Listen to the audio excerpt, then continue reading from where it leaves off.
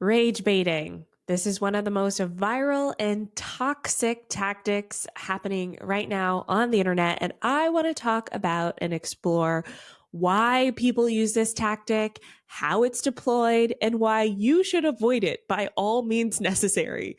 I will also be talking about other viral tactics like satire, clickbaiting, shit posting, and more in the 322nd episode of the Mindful Marketing Podcast. But first, a word from our sponsor. I've recorded over 300 podcast episodes. Yeah, it's a lot of podcast episodes, and I've tried a lot of different virtual recording studios, but my favorite has been Riverside. Riverside makes their virtual recording studio look so profesh. My guests love it. Plus, I also low-key love recording YouTube videos in here as well because it's so easy to use.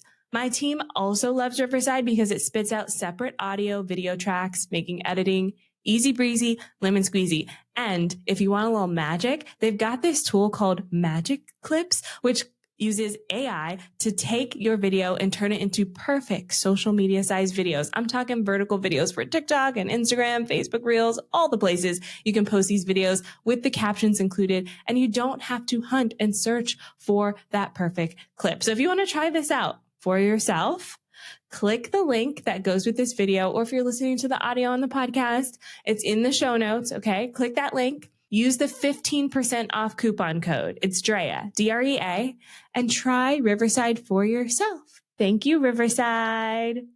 This is my third time recording this episode. I'm just having a moment, y'all. But I wanted to thank you for all of the support from last week's podcast episode where I announced that I retired my services and I'm a full-time content creator now. It's hairy scary, but I'm here and I'm happy and I'm loving it. And then of course I sit down to do this episode and I recorded it not once, not twice, but thrice.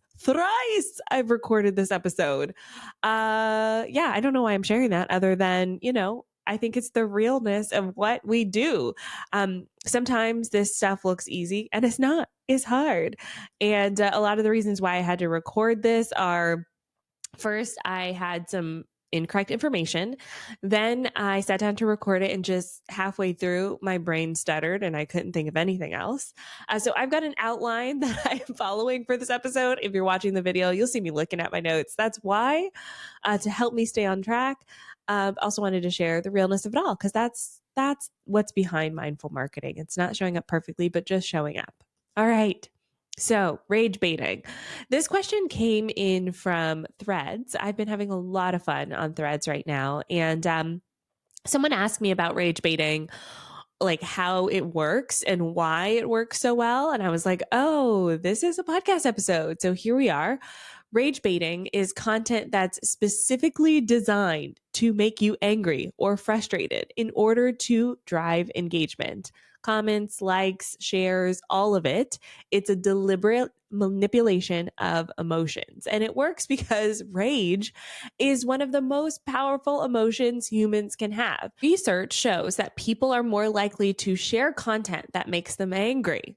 And algorithms obviously reward this. Mr. Al, the algorithm, has no clue if you're commenting, liking, stitching, sharing a video or whatever because you're angry. It just sees all the likes and comments coming in and he goes, oh, great, let's show this to more people. And so people create this content specifically because they want to incite rage. They don't care. There's probably some sort of mental health issue behind it. They probably are seeking any sort of attention. And so this sort of attention gets them what they want. And also there's a monetary reason behind it. Creators on platforms like TikTok, Instagram, Threads, now even YouTube, they are paid based on how many times their content is viewed. And the more people leave comments and share it, the more it's viewed. So because of all of this, we're battling against rage baiting. And a lot of this content is staged, okay? Staged or fake news or misleading headlines. And a lot of this comes from TikTok. And I talk about TikTok a lot on this podcast because TikTok kind of shifted the way that social media works. So before 4 years ago, when TikTok rose in popularity in 2020 during the global pandemic and economic shutdown, we all turned to our phones and we discovered TikTok at that moment. A lot of us did. And a lot of the apps now are echoing what we see on TikTok. Prior to that, we followed people and then we saw their content. Okay. Maybe we saw content if our followers engaged with them. So if we're connected with somebody and then they get, A and B people, we're connected, and then person B comments on person C's account. Even if I don't know person C, I may still see their content because person B commented on it and I'm connected with B, not C. Okay. That's how social media worked before TikTok. Now, with the TikTok effect, you're seeing content rise in popularity that you would have never saw before because of discoverability. A lot of our favorite platforms are leaning into discoverable content, which is both good and bad. So on the good side, as a business owner, we want people to be able to discover our content. It doesn't matter if we have 10 followers, 100 followers, 100,000 followers. As long as it's great content, the algorithm usually favors that and it'll get seen. On the flip side, the algorithm has no idea if it's rage bait or not and also pushes out all of that content as well. Okay. So the virality component of TikTok is echoed across multiple platforms now. It's not just TikTok. We've got Instagram Reels, we've got Facebook, we've got Threads. I challenge you to scroll through your favorite social media app and make a mental note of the people of the content you're seeing in your feed. Is it from people you follow or is it from people you don't? Like, take a look at the balance of that and you'll be surprised to see that they've sort of boiled the frog on us. And we're now seeing equal, if not more, content from people we don't follow in our social feeds. And this is all because of the TikTok effect. Now, I want to talk a little bit about rage baiting and how it fits into a family of irritating content strategies, from satirical content all the way up to rage baiting. I got to talk about the differences between these because at the end of the day, they're there to get attention. And to be honest with you, we are all on the internet to get attention. I don't care what anyone says. As much as they crap on influencers and say, oh, they're just out here for likes. Hello, that's what we're all trying to do here with our businesses, right? We want people to pay attention to the things we have to say. Okay. So it's not about the fact that they're doing it for attention. It's the way that they're going about it, playing on our emotions and human psychology. So satirical content. Satirical content to me is the most innocent in this family. It uses humor and irony to make a point or to critique something. So it can provoke a strong emotion, but generally it's done to encourage thoughtful engagement, not just outrage. And generally you're in on the joke. Like if you understand it, it's satire. And I'm talking everyone's in on the joke. It's not like the comment section is filled with people who are angry. The comment section is filled with people like, oh, I see what you did there. There's a Facebook page that I follow that does this. And I tried to look it up before recording this podcast. I couldn't find it. But it basically flips patriarchal norms. So it'll say things like the creators of the page will say things like, you know, that man should be careful of what he's wearing because maybe he was asking to be punched in the face, something like that, where you go, oh, right. Like what you wear has nothing to do with other people's actions. Right. And so it's things like that, that can really, kind of flip your thinking, and it's intentionally satirical. Okay. I'm okay with satire. Satire to me is fine in small doses, but the creators of satirical pages have to be very mindful about how they show up with the satire, because it can lean into rage baiting if you're not careful, if you're not making sure that you're pointing out the joke and that everyone is in on the joke. Okay. All right. Next up in this family, we have clickbait content. Clickbait to me is sensationalized or intentionally misleading headlines just to get clicks. Okay. So not necessarily angry, but you feel like you've been gooped. Like you feel like you've been tricked into reading the post. You feel like you've been tricked into clicking a link. You feel like you've been tricked into watching a video, and whatever it is on the other side of the trick doesn't match the hype. Okay. Clickbaiting to me is another form of getting attention. I remember this from the YouTube days. Back in my YouTube days, there were a lot of ways that people would use clickbait. One of the most popular ones was to use like a traditionally beautiful person, usually female, on your thumbnail video, usually in a provocative way. Doesn't matter what your video is about, but that would get more clicks on the video. Okay. That's clickbait. The purpose is to get clicks, even if the video has nothing to do with this, sensual woman showing off her assets on the thumbnail. Okay. Clickbait. I also think of, like BuzzFeed articles as clickbait where they'll say things like, 4 shocking truths about your toothbrush. Number 3 will blow your mind. It's like that kind of, headline where you're like, okay, like is a toothbrush really that shocking? But then you're clicking it, you're reading it, you're like, I knew all of this. Anyway, so that to me is clickbait, okay? Then we have shit posting. Shit posting is different from satire in clickbaiting in that it is intentionally random or highly absurd. The point is to create confusion through humor, and it is the chaos gremlins of the internet. But to me, shit posting is usually harmless. And it usually has a lot to do with like internet culture versus emotional manipulation. Shit posting, I follow a few shit posting pages and I just love how random they are. There's one person who I follow who claims that they shit post intentionally to build their business. And I still don't see the correlation, but I sure be looking at those posts and I'm in the comments because it's just chaos. It's drama for the sake of drama, but it's harmless for the most part. Okay. So that shit posting to me, it's like for a little giggle, for a little haha moment. It's fine. It's fine. It's fine. Shit posting, harmless. And there's a person who I follow on Threads who combines all of these, but I don't know if I should say her name or not, but I'm going to talk about her because a lot of her posts to me are rage baiting. And rage baiting in this family, again, specifically provoking anger or frustration. The sole purpose of rage bait is to generate outrage. Okay. There's like an emotional manipulation there that to me is damaging. And it is a fine line to go from satire to rage bait. Okay. Rage baiting is like, I want to make people angry. Satire is like, I want to make people think. Clickbaiting is like, I want to trick someone. Rage baiting is like, I want to make them like explode. So this person, I'll say her name. I'll put the link in the show notes. She's actually a journalist, Katie Notopoulos, Notopoulos. Oh, I'm sorry, Katie. I said your name wrong, but I'll put her link to her Threads account because I followed her initially because of a satirical post she did. And I believe it was around feminism. And, the idea of paternal leave and mat leave. And I could not find the post. So maybe she deleted it, or maybe it was not as far back as I scrolled. I scrolled back about 6 months and I couldn't find it.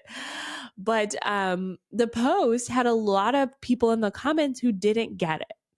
And so this is the reason I followed her, because I was like, oh, this is funny. I hit follow. Then I went to the comments and I was like, oh, people actually think this is real. And they were getting heated. When I say heated about this concept of women taking time off and men taking time off after having a baby. And me, having just had a baby, having taken mat leave twice now, was interested in the conversation.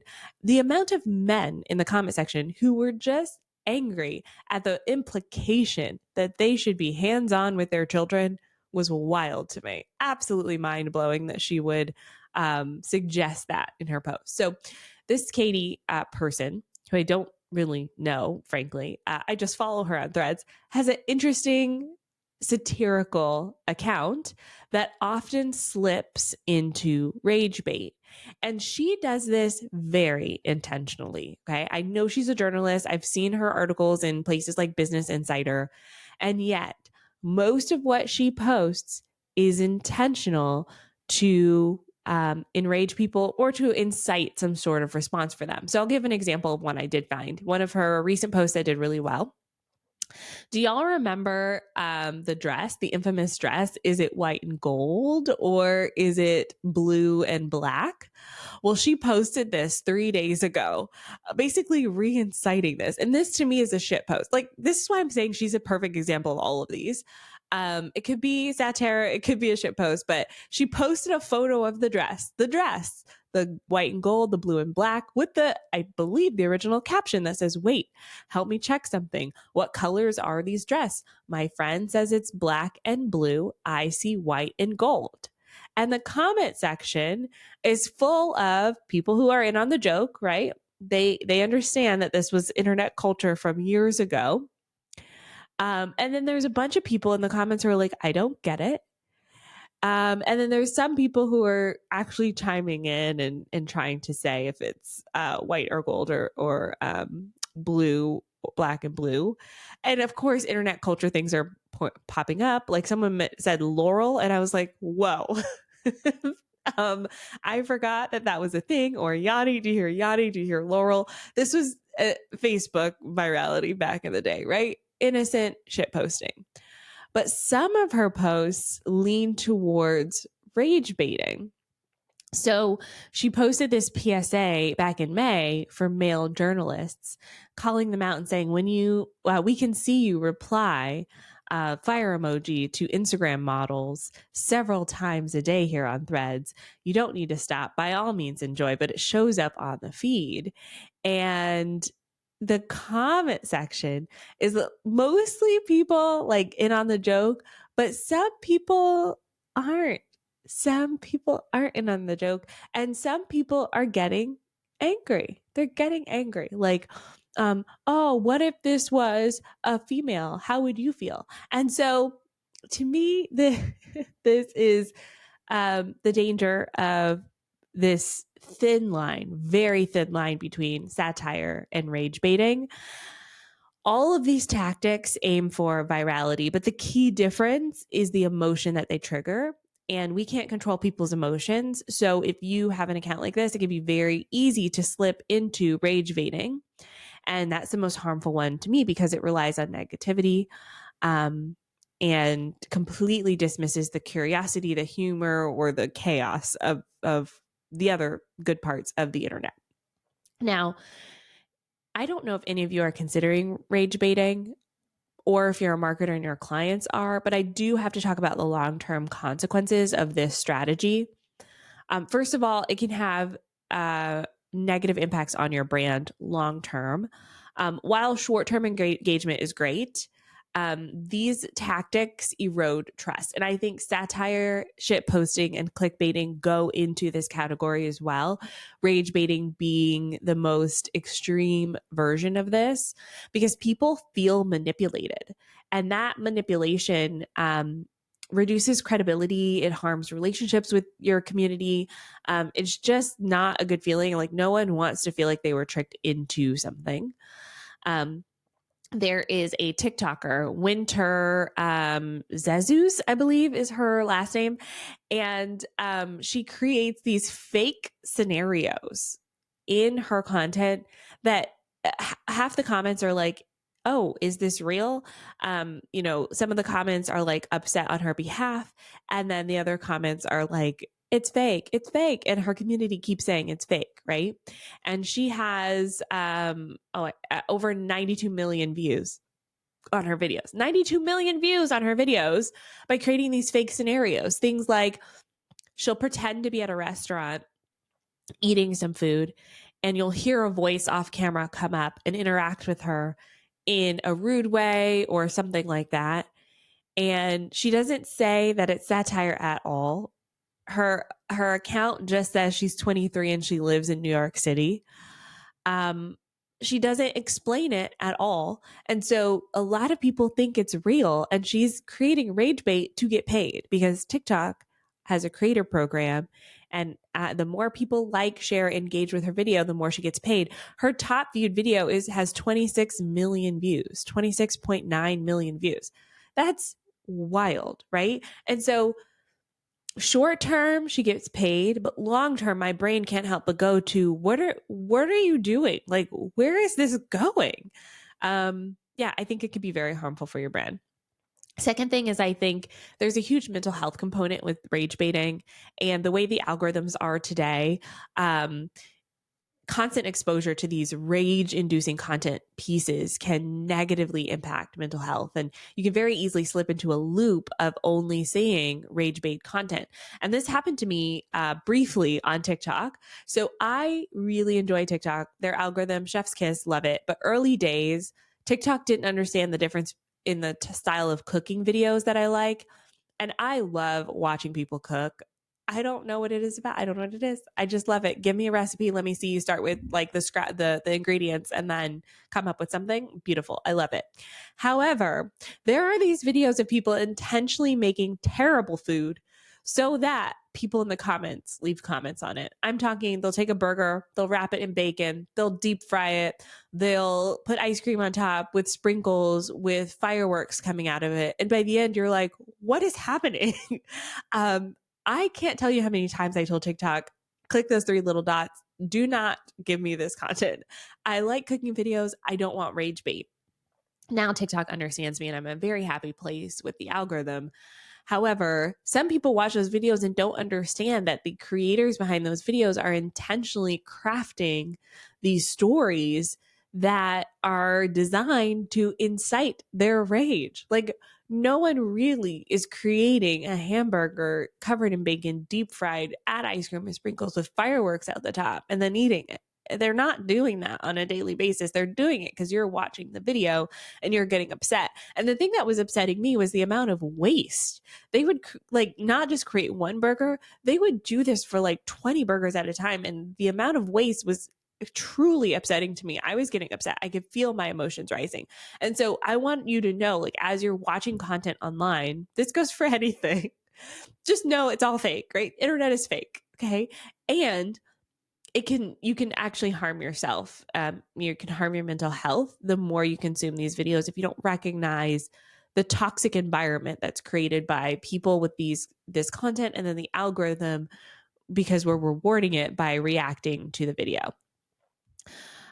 So to break the negativity, I do recommend you recognize this, and I want to talk about how you can steer clear of these tactics as well as of these videos as a consumer. But from a marketing perspective, my mindful marketers out here, we need us to unite and create positive content. I'm on a personal mission to do this right now. I do not love the content that is designed to provoke outrage or to make people angry. I don't like canceling content or cancel culture, calling people out. To me, all of that content is a slow spiral into a very unhealthy mental health place for me. And so my mission is to create content that inspires, curiosity and joy and thoughtful, meaningful conversations or moments of connection and levity. Moments of I feel seen. And so recently on Threads, I posted about Crocs because I always thought Crocs were ugly, and they still are. I still believe that they're ugly. However, my mom came to visit, and I actually tried on her Crocs because my feet grew in pregnancy, and I'm now the same size as my mom. And I tried them on, slipped them on, and I was like, whoa. These are comfortable and so light. And that was 3 months ago, and I haven't stopped thinking about it. And I finally bought my pair of Crocs, and I went to Threads to talk about it. And it felt like one of those unifying moments where, in the grand scheme of things, it doesn't make a difference. It didn't, build my business. It's not selling anything. It's not adding any value. But it's a moment where I got to connect with people. People who, may not have commented on any other post were commenting about their Crocs. Most people were team Crocs, to be honest. There were a few people who were like, never in a million years. And I was like, okay, talk to me after you've tried them on.